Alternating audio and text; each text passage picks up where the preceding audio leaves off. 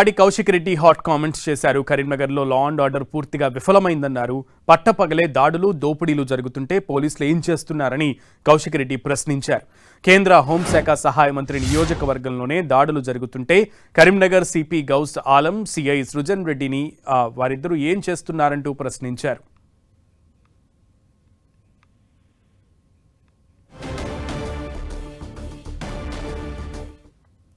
CP Ghouse Alam, CI Srujan రెడ్డిని suspend చేయాలని అంటున్న కౌశిక్ రెడ్డితో మా ప్రతినిధి Satish face to face. Karimnagar robbery political fire అవుతుంది. దొంగతనం జరగడం సంగతి పక్కన పెడితే ఆ తర్వాత పొలిటికల్ ఇష్యూగా మారిపోయినట్టు పరిస్థితి. ఇటు పోలీస్ వర్సెస్ పొలిటికల్గా కొనసాగుతున్న అంశంపైన నాతో మాట్లాడేందుకు హుజూరాబాద్ ఎమ్మెల్యే పాడి కౌశిక్ రెడ్డి ఉన్నారు. ఏంటి మీరు జరిగింది దొంగతనం, ఒక క్రైమ్, దీని అంతా కూడా పొలిటికల్గా వస్తుంది, ఎందుకు ఇంత తీసుకురావాల్సి వస్తుంది? ఇది పొలిటికల్గా కాదు భయం, ఇది చాలా చాలా serious issue. This is a serious fail of the government, serious fail of law and order. నేను ఒక్కటే అడుగుతున్నా, ఇక్కడ ఈ ఫైరింగ్ ఇన్సిడెంట్ అయితే బండి సంజయ్ గారి దగ్గర అక్కడ ప్రోగ్రాము అక్కడనే 10 మీటర్స్ ముందు, 10 మినిట్స్ ముందు జస్ట్ 100 మీటర్స్ దూరంలో బండి సంజయ్ కేంద్ర హోంశాఖ మంత్రివర్యులు ప్రోగ్రామ్ అవుతుంది.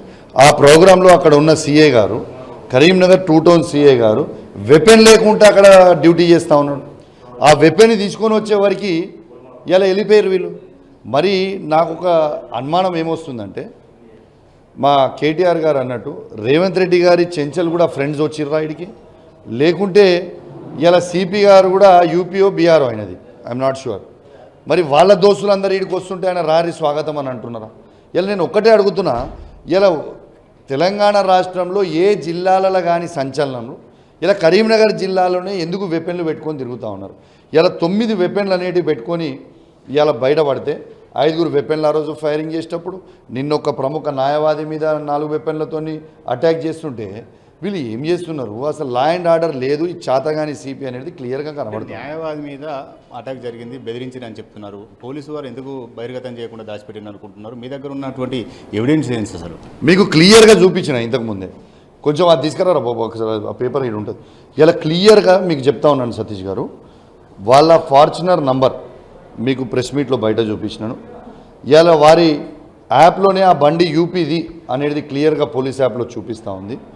వాళ్ళు వెపన్స్తో బెదిరించిర్రు అని ఆ ప్రముఖ న్యాయవాది ఖలీద్ గారు ఎవరైతే వారు పిటిషన్ ఇస్తే, పోలీస్ వారు ప్రెజర్ పెట్టి, వారి సిపిని పోలీస్ వారు ప్రెజర్ పెట్టి, ఇలా సిపి గారు వారి బృందం పోలీస్ వారు ప్రెజర్ పెట్టి, ఎటు పరిస్థితిలో మీరు వెపన్స్ అని పెట్టకూడదు అని పిటిషనర్ మీద ప్రెజర్ పెట్టి, ఆ వెపన్స్ అని పెడితే వాళ్ళు తీసుకోకుండా వాళ్ళు ప్రెజర్ పెట్టి వితౌట్ వెపన్స్ది పిటిషన్ తీసుకోరు. ఇలా హైకోర్టు న్యాయవాది హైకోర్టులో వెపన్స్తో నన్ను బెదిరించారు, పోలీస్ వాళ్ళు నన్ను అక్కడ పిటిషన్ తీసుకోను అంటే నేను ఫస్ట్ వన్ పిటిషన్ ఇవ్వాలని అది రాసి ఇచ్చిన, వెపన్స్తో నన్ను బెదిరించిన పిటిషన్ కాపీ చేసారు. ఎటు పోతుంది? ఇవ్వండి మీరు చూడొచ్చు, ఇవ్వండి వెహికల్ నెంబర్ 10 TV ద్వారా చూపిస్తూ ఉన్నాను. ఇది మీరు చూడవచ్చు, ఇదే ఫార్చునరు.